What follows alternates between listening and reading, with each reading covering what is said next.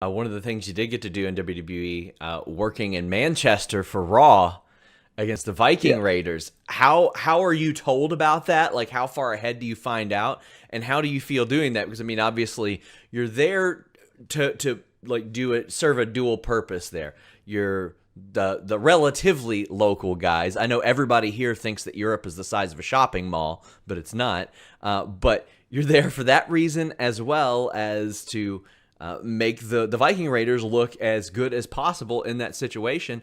But I'm very interested in the process of that as well. Yeah, so again, we had that great match where we become the first Welsh champions in the history, and then we had a great little bit of fun then afterwards. We dropped the belt and stuff like that. But I'm literally getting into bed. Mark's been down in Brighton, I think, with the Raw crew, recording for his podcast, The Love of Wrestling, and literally, I get into bed, and usually I get to about 9, 10 o'clock, and I make my phone silent, whatever, and if I see it buzzing, I say I just leave it, and it was on the side, and for some reason that night, I literally look over and there's a message, and it says, "Are you awake?"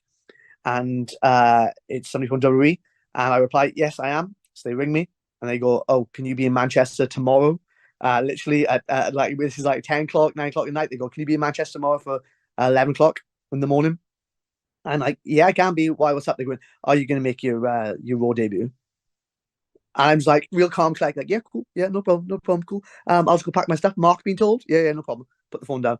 I'm talking like 10 seconds afterwards. Mark rings me.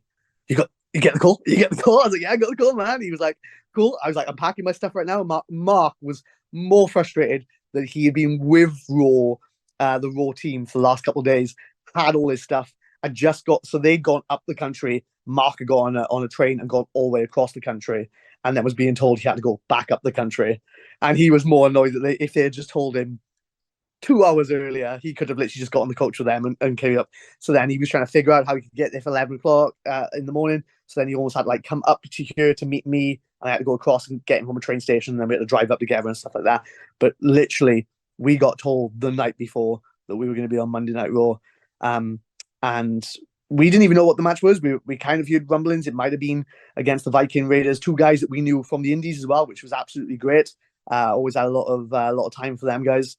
So when we got there, and that's another great thing as well about the relationships. I think if we had just been two guys that were just local lads and the Viking Raiders didn't know who we were, I think it very much could have been them going like, "Okay, you're going to come in, you're just going to get squashed." I think that it could have happened. They again, that was their job. Their job was to you like we want you to come in, we'll look strong, you're the champions.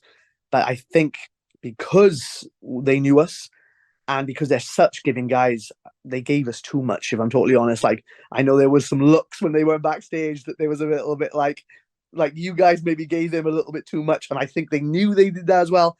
But they're such good guys. I think they were always gonna try to make us look as good as possible because they knew how much it meant to us, and they also knew that if we did well, maybe it could lead to something else and something else, and it was so giving. But yeah, we found it the night before, and it was a great experience as well, especially being in with them guys and them guys being so giving and so willing to try to put us over as much as they could.